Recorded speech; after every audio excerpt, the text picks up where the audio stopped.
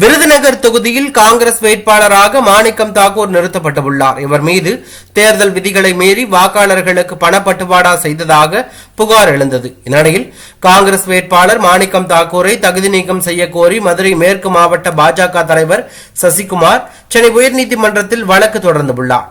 அதில் நாடாளுமன்ற தேர்தலின் போது விருதுநகர் தொகுதி காங்கிரஸ் வேட்பாளர் மாணிக்கம் தாக்கூரின் முகவர்களும் கூட்டணி கட்சியினரும் வாக்காளர்களுக்கு பணப்பட்டுவாடா செய்தார்கள். இந்த பணப்பட்டுவாடா தொடர்பாக மாணிக்கம் தாக்கூரின் முகவர்கள் காமராஜ், சீனி, கருப்பையா, பாண்டி ஆகியோருக்கு எதிராக விருதுநகர், மதுரை காவல் நிலையங்களில் வழக்கு பதிவு செய்யப்பட்டுள்ளன. வழக்கு பதிவு செய்யப்பட்ட போதும் வேட்பாளர் மாணிக்கம் தாக்கூர் மீது எந்த நடவடிக்கையும் எடுக்கப்படவில்லை. தேர்தல் விதிமுறைகளை மீறிய அவரை தகுதி நீக்கம் செய்ய வேண்டும் என்ற கோரிக்கை தொடர்பாக தேர்தல் ஆணையமும் எந்த நடவடிக்கையும் எடுக்கப்படவில்லை. தேர்தல் ஆணையத்துக்கு அனுப்பிய மனுவின் அடிப்படையில் மாணிக்கம் தாக்கூரை தகுதி நீக்கம் செய்ய உத்தரவிட வேண்டும் என கூறியிருந்தார். இந்த வழக்கு சென்னை உயர்நீதிமன்ற நீதிபதிகள் மகாதேவன் மற்றும் முகமது சஃபீக் அடங்கிய அமர்வில் இன்று விசாரணைக்கு வந்தது.